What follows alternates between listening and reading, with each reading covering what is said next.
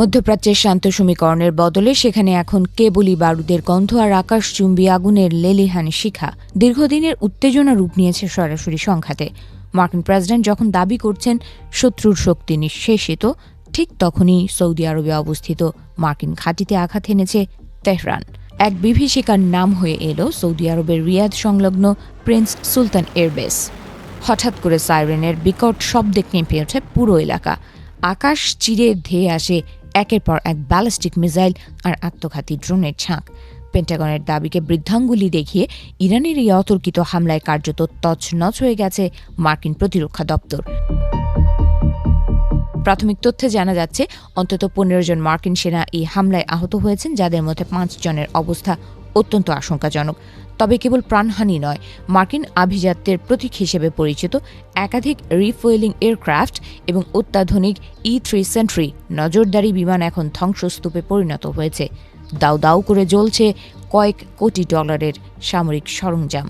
আশ্চর্যের বিষয় হলো, এই হামলার মাত্র কয়েক ঘণ্টা আগেই মার্কিন প্রেসিডেন্ট ডোনাল্ড ট্রাম্প দাবি করেছিলেন ইরানের 99% মিসাইল সক্ষমতা ধ্বংস করে দেওয়া হয়েছে। কিন্তু রিয়াদের আকাশে জ্বলতে থাকা আগুনের কুণ্ডলী যেন এক ভিন্ন সত্যের জানান দিচ্ছে। প্রেসিডেন্টের দাবি আর রণক্ষেত্রের বাস্তবতার এই আকাশ পাতাল পার্থক্য এখন হোয়াইট হাউসকে চরম অস্বস্তিতে ফেলেছে। রয়টার্সের এক চাঞ্চল্যকর প্রতিবেদনে উঠে এসেছে যুক্তরাষ্ট্রের হাতে থাকা তথ্যে ব্যাপক গরমিল। গোয়েন্দা কর্মকর্তাদের মতে ইরানের সক্ষমতার বড়জোর 1/3 ধ্বংস করা সম্ভব হয়েছে। বাকি 2/3 মিসাইল ও ড্রোন হয়তো পাহাড়ি সুড়ঙ্গ বা মাটির নিচের গোপন বাংকারে অক্ষত রয়েছে, যা যে কোনো মুহূর্তে ধেয়ে আসতে পারে মার্কিন স্বার্থের দিকে।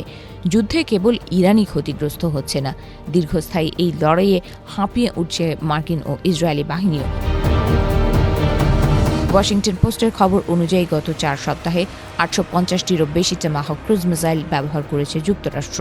মজুদ এখন বিপজ্জনকভাবে কম। যে পরিমাণ মিসাইল তৈরি হতে বছরের পর বছর সময় লাগে, তা মাত্র কয়েকদিনেই ভস্মীভূত হচ্ছে যুদ্ধের ময়দানে। তবে পিছু হটতে নারাজ পেন্টাগন।